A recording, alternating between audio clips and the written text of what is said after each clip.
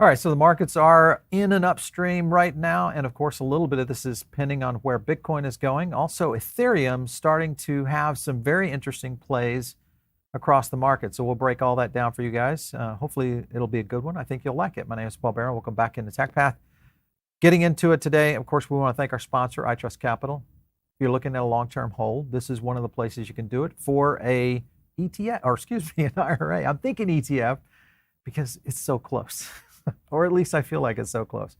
Anyway, if you're looking at a crypto IRA, this is one of the places to go. And of course, the cool thing about this is there's no fees. Now, there's no monthly fees. Obviously, you can self-direct trades. There's a trade fee there. But one of the cool things is you can get into a lot of different assets in there, get into all coins, of course, if you like Bitcoin and Ethereum, but you can also get into gold and silver. So there is a lot of flexibility. All you have to do is use our link down below, and you'll get a $100 funding reward if you decide to open up an account. So check it out, see what you guys think. All right, couple things happening right here. Of course, Uniswap hits a tweet here. Rumor has it that Build on Base needs a DEX. We're excited to announce that Base is now live on the Uniswap web app. That's big news, I think, for Base and Coinbase in general. A little bit more into the detail of the story, if you look at this. Since the integration went live on Uniswap, Base recorded more than 11,700 transactions, about 3.65 million in trading volume. This makes the fourth largest DEX by volume on Base, according to RocketSwap. So cool things there. Base network is now set to open to the public this Thursday. So all of that is getting ready to roll out. This will be good for Coinbase in general, but if you think about this, this pretty much opens up everything into Coinbase usage. And with the combination of Coinbase Wallet and whether a Coinbase account, they are quickly becoming a titan in the ability to truly get into Web3, all the different kind of projects out there, and also some other aspects. And I'll show you something here that's happening with Chainlink in general. But if you just look at Uniswap's volume, obviously they're on ETH, but really very consistently high. And I'm just kind of going out on the monthly, but you can kind of see here a little bit on where this is going. But this, I think, again, just shows more good bullish signs in the market, especially around trading and getting ready for what we think will be an interesting bull run. Other things that are playing into this, of course, just don't forget, in case you guys are not already out there, On-Chain Summer is getting ready to launch. Again, Coinbase not a sponsor of ours, but it is something we're watching. You, of course, can go over there and bridge and mint over there on On-Chain Summer today. So even if you're brand new to crypto, this would be maybe one of your first experiences to try something in terms of getting engaged in Coinbase, but also into Ethereum. So lots happening there. Other things that are happening within this is Chainlink has a price feed that is now going live on Coinbase's Base Layer-2 network. Now, what does this mean? If you understand a little bit more about what Chainlink is doing around tokenized assets and what that might mean for Coinbase, especially with Wallet, this is kind of interesting, and I want to focus on a couple of things here in the article. I'm going to zoom in on that. Integration of Chainlink with Base will support DeFi apps and allow Coinbase incubated Layer 2 networks to link with external DeFi apps like lending protocols, futures markets, things of that nature. So that's pretty exciting. Price feeds are one of the leading price data solutions for developers when it comes to the security, reliability, and usability. This, of course, on Chainlink.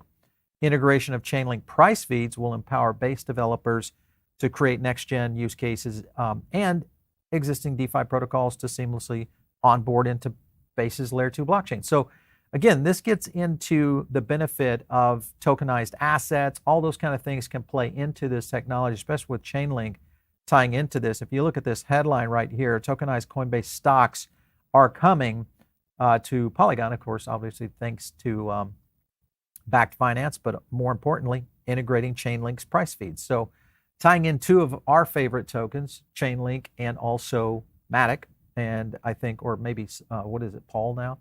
But the cool thing is that you'll notice here, there's a lot of movement within the Coinbase ecosystem. So good news for them, and I think it's also really good news for Coinbase in general. Further good news for them is they begin their $150 million debt buyback.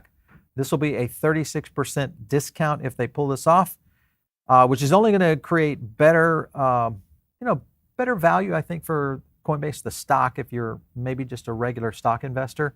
and you like coin. If you are, make sure and smash the like button. It's one of the things that helps us. And it also helps videos like this start to really kind of use the algorithm to help others start to learn a bit more about blockchain and what's happening in the ecosystem of crypto.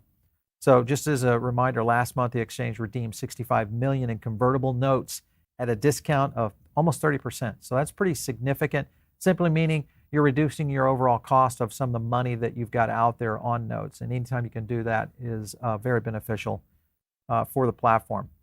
A couple of notes here I wanted to hit on, and this I have a feeling there's a lot of things that are playing into the markets right now. Why is Bitcoin starting to edge up close to 30,000 again?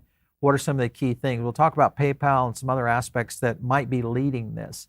But here's a note from Galaxy CEO: crypto headwinds dissipating with Bitcoin ETF plans, the Ripple ruling, all those kind of things. There's a few things that Mike is talking about, Novogratz. The approval, if we get one, deemed more likely now by some of the industry after a flurry of second quarter filings, would signal that the government's backing of Bitcoin in a sense. Now, what he simply means is if we get an ETF, that could legitimize everything that's happening, especially around Bitcoin. And if that happens, the next shoe to fall most likely would be Ethereum. Obviously, we already saw quite a few filings for Ethereum just this last week. So lots happening. If you think about the pre-Sam Bankman-Fried blow-up, lots and lots of institutions got to the starting line, and then they all backed away. Certainly stunted the overall growth in the space, but I think now we're starting to see some open water, and I think that's the key thing going forward. There's a clip here I wanted to play where he was over on CNBC, and listen to what Novogratz had to say. The market does think we're gonna roll at one point. We've been wrong. The economists have been wrong on how fast it would take for the economy to slow down. I actually think when I look back, why was everyone wrong? Our entire careers, all of yours and mine, every response from governments to crises was always monetary, right? Cut interest rates, inject lots of liquidity. Well, with this COVID response, it was giant fiscal. And we've never really lived through an experiment where we did UBI for the entire country, right? We've normalized 5%, budget deficits, which is a dangerous thing. But I think one of the reasons the models aren't working is we're just not used to this. And none of us have kind of lived through an experiment where you just gave away so much money. All right, so what he's talking about there is really kind of how these markets have continued to perform in somewhat of a downtime. Many people would say even a recession. If you look at, are we in a recession? Are we maybe coming out of one? Or are we about to enter into one? That is the real question that I think a lot of these analysts are trying to get to. And this is the thing that has started to kind of trip these analysts up because of the fact that we've continued to see some growth here. And obviously, if you've been investing in Bitcoin since January, you've doubled your money. Same thing with Ethereum.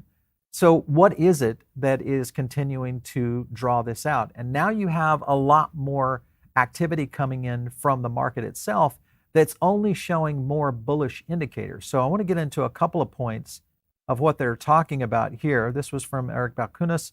Also notable, we're going to fight like cats and dogs over market share. This is talking about ETFs. Is something Kathy Wood brought up on the ETF IQ yesterday. What she's basically said, and we did a little bit of a breakdown on this from Kathy's interview, but the point is that if all of these ETFs, Bitcoin ETFs, get approved, there's going to be a very significant amount of competition. And what that means is really good for Bitcoin. It's really good for crypto in general, because all of these firms are going to really start to spend money on education and marketing. And that itself will start to open up to the masses and really create some very interesting things. So you can kind of see what he says here. Going to be crucial and thus heavy and probably over the top. That's what I think will be the case. I would agree with Eric. Definitely going to be over the top. Here's Deaton talking about, if I told you XRP would get regulatory clarity but not hit $1, many would have said, no way. All right. Likewise, if I told you PayPal would issue a stablecoin on Ethereum, but it wouldn't increase Ethereum, everybody would be saying, hey, okay, like it or not, Bitcoin still drives the market. I would agree with Deaton here. The only difference is I think we are about to see maybe a bit of a cataclysmic shift in how Ethereum and other projects will start to play out. And it's only because of the amount of adoption that we're starting to see in the space. A stablecoin coming on with PayPal, but many others too. There's a lot of other indicators that are kind of flying in that direction. Doesn't mean I'm moving out of Bitcoin, but it does mean I am giving more consideration to some other projects. I want to play this other clip here, and they kind of go into the Ripple side of this, but listen into what Novogratz had to say. I think if like this Ripple lawsuit taught us anything, right? Gary has been saying, come in, the rules are clear. The rules are absolutely not clear. The judge just basically said to the SEC, you're wrong. And so, Richie Torres, the congressman from the Bronx, put a beautiful letter out to the SEC, to Gensler, saying, guys, it's time to come to the table for the White House, for the SEC, for Democrats to sit down with the Republicans and give us some damn legislation so we can get on with life. I don't think Gary inherently hates Bitcoin or hates crypto. He did see an industry rife with a lot of fraud. I do think Elizabeth Warren and the progressive side, for reasons I can't understand, have been anti-crypto. And I think any central bank governor gets nervous about something. Larry Fink went on TV and said, this is going to be the first global currency. Well, all right, so you can see a lot of indicators there from a regulatory environment that even Novogratz who's been a little bit staunch in terms of his critics toward DC, is agreeing that maybe there's an opening here. And the opening could come in from the SEC. There could be some openings from the political weight that is being pushed upon Gensler. There's a lot of things that are playing into this right now. And of course, we know that the House is going to have two bills on it that we'll be voting on here in September coming up, a stablecoin bill, and then, of course, the traditional crypto markets regulation. So that in itself, I think, is, again, very good indicators. Plus, you have these companies that are starting to move ahead of this. Now, everybody knows PayPal and what happened. We did a whole video on this. But when I look at PayPal, and one of the things that they're playing into this, remember, PayPal USD, too big to shut down. This is why it would be a bit different than what Meta tried to do with Diem, which was essentially where Facebook tried to create a concept around this. And there's a couple of points that they hit on in the article. Meta abandoned its stablecoin, first known as Libra, rebranded. We already know about that. This was mostly coming from the European ban and the blacklist from the Federal Reserve, U.S. Treasury. But remember that Facebook at the time, not a money services, not a financial services entity. Big difference there. Experience with payments, long years of investment in crypto initiatives, plus an already established relationship with regulators, which I think is the big one right here. PayPal, especially USD for success, I think is going to be clear. And this gets back into a point that I think I made earlier in the week, is that when you look at the lobbying power of companies like PayPal on the streets of DC, those are real. Why would they make this move now? I mean, because clearly this has been a project they've been working on. They don't necessarily have to release this now. Could be a scenario where they think there's going to be a lot more competition in the banking area. All of that could be playing into this. Further in the article here with Diem, Meta took the opposite approach, only offering to partner with Fed regulated versus what we're dealing now with PayPal. PayPal is something Meta never did, which is an integral player in the payments management ecosystem, which is another aspect. Almost every ecosystem out there from e-commerce has some sort of PayPal payment system. Plus, they have a 40% market share of online payment processing. So all this is a good sign. Now, many have looked at this and said, well, Paul, but this could be a bad thing for crypto in general. And I remember that there are still the crypto natives out here that most likely watch our show and have been around for quite some time. Many bull runs, they've lived through the wars, they've seen the Luna fiasco, they've seen the crash of all these different entities that happened during this last cycle. And now they're starting to see the early adoption of how some of these major companies are starting to move in the space. Here's JP Morgan saying PayPal stablecoin could boost the Ethereum activity. Yeah, I think that's true.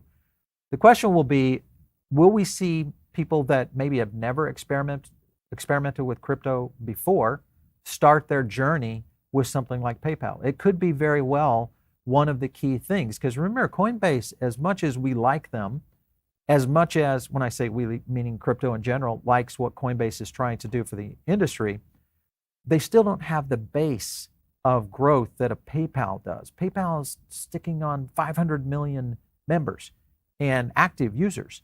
These are real people. And these are interesting because there's a lot of money that is sitting in these PayPal accounts, easily could be converted to a stablecoin, which obviously would benefit Ethereum, which will benefit all these projects and build on Ethereum. And obviously you kind of see where all this plays from there. A couple of notes in this article: could boost Ethereum activity, enhance Ethereum's network utility. Agreed.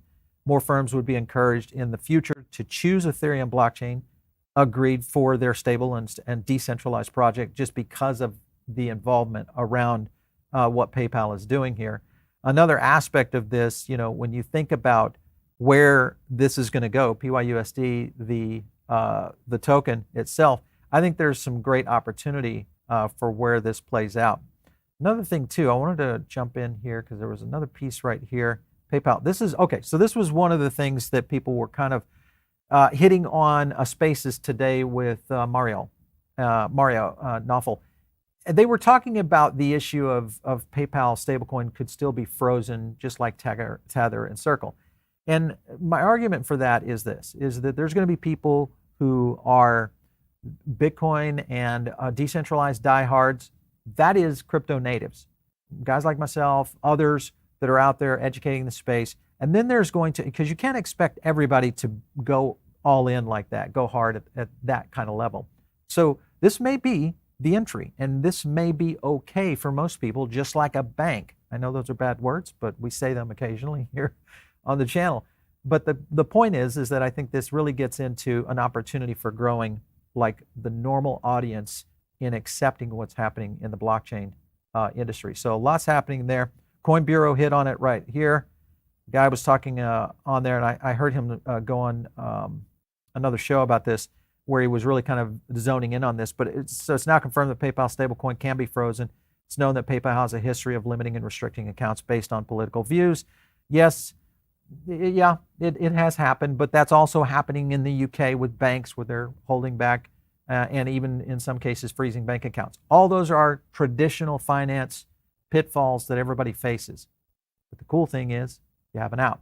If you get yourself educated, and if you're brand new to our channel, first thing I want you to do is subscribe, because this is going to give you kind of your own gateway into education of understanding how to move to this next level. So make sure and hit the subscribe button right now and hit that little bell. It's going to give you a notification when we do live streams like this one right here. If you caught this after the live stream, make sure, and of course, tune in. You'll be able to get those. You'll get a little notification on your phone. But anyway, I agree with Guy. I think it's a good thing, but also it's just an evolution of how TradFi is going to move into this space. So definitely not one that I'm worried about, but it's one that I'm always keeping my eye on. Another thing to be thinking about is Paxos right here has other white label stable coins. I'm going to zoom in on that for you. Opportunities in the works in addition to PayPal. Likelihood is we're going to see a lot more of these stable coins coming in. More likely than not, we could see everything from major retailers to, banking titans to other aspects, maybe even other major social platforms. I just don't know whether or not we'll see the likes of a PayPal outside of traditional banks really make a big dent in the markets, because I think those are the ones that we have to watch. Just so you know, right here, this is kind of an interesting data point from Logica. This is the average amount of money that is in a PayPal account versus cash in wallets, meaning average users of PayPal keep more money in their PayPal balance than they do cash in their wallet. So if that is the case, $485, and PayPal says, hey, listen, you can buy a stable coin and you can get interest or yield on it, why wouldn't people do that? And what would that mean to the Ethereum network? That would mean massive, because you're talking about a user base here that is absolutely incredible. So lots definitely happening. We'll take a look at the charts. Don't forget, we're going to do a quick poll for you guys too. Let's just jump to the poll, and then we'll get to some charts here in a quick second. Let's take a look at the poll. All right. Oh, great. Should I swap all my Bitcoin for Ethereum? I don't think the audience likes that idea. Of 68% saying no. All right, well, there you go. All right, well, speaking of Bitcoin, let's go over to the chart right here. You can kind of see a little bit of movement. Again, some of this I think is because of the activity that we've seen around just these bullish measurements. And it also has been something that, remember, Bitcoin has not moved much. Right now we're on the 2-hour, but it has not moved much in weeks. And for the first time, we're starting to see a little bit of upward trend on sentiment data. And this, of course, is showing up nicely on the charts, holding at about 2.5% growth. The one that I'm interested in right now is still Solana. Solana continues to be a high performer, and it's one that we've continued to look at really since back in early January. And if you look at the growth on that, I mean, the question is whether or not Solana can make it its way back up here into the $28 to $30 range. I don't know. I'm interested in this right now, but it is on a tear right now. Love to get you guys' feedback. Are you, if you're investing in or, holding or getting into any of these projects, are you going the route of Ethereum? Are you going the route of Solana? Or maybe going the route of Avalanche? Are you hedging your bets on different kind of projects that you're interested, in playing into? I don't know. Love to get your comments down below. Make sure and drop some sidebar questions. We'll try to get some of those as well. Let's take a few. And it looks like we got a few here. All right. So we got PayPal makes no sense. This is not what the masses will use. I don't know. I'm still questioning whether or not what is the gateway? Because right now, I don't know that it is Coinbase as much as I'd like it to be. In the United States, regulatory scenarios are still going to be a big part of this. It could be a Fidelity if Fidelity were to break loose with something crazy like an in and out wallet, or possibly Coinbase really starts to expand because of their expansion into DeFi. Maybe there's some opportunity here, but I'm still questioning as to there will be something that is that gateway into mass adoption for sure. Solana's faster than MasterCard and Visa, no doubt about that, flat smack. Chainlink, predict on the next bull run. We like Chainlink. It's definitely one that I've invested and played with before. Definitely one that I would probably look at. Who's adopting ETH except Paul? I don't know. Hopefully a bunch of people, but I think there's a lot of people that are starting to shift over in terms of, just what that might look like in terms of payment architecture. Let's see here. What else do we have? A quarter of Bitcoin into Link and a quarter into ETH. Okay, that's an interesting play. I like making those kinds of bets. Those are good. All right. And then what else do we got here? Small man priced out of the Uniswap and ETH. They'll cost plenty of dollars for a swap. It is a pricey. I think those are going to come down in time. It will, most likely be a scenario that, many people are facing if they're brand new into crypto. There are fees, just like any kind of other trading platform out there, whether you're trading in stocks or any of that. What is it that you guys would like us to see? Just drop some comments down below. Are you interested in more CEO interviews? Do you like our breakdowns on projects? Or are you really kind of liking the strategy that we take here in the Crypto Pit, where we break down projects, look at how the impact starts to affect in the markets?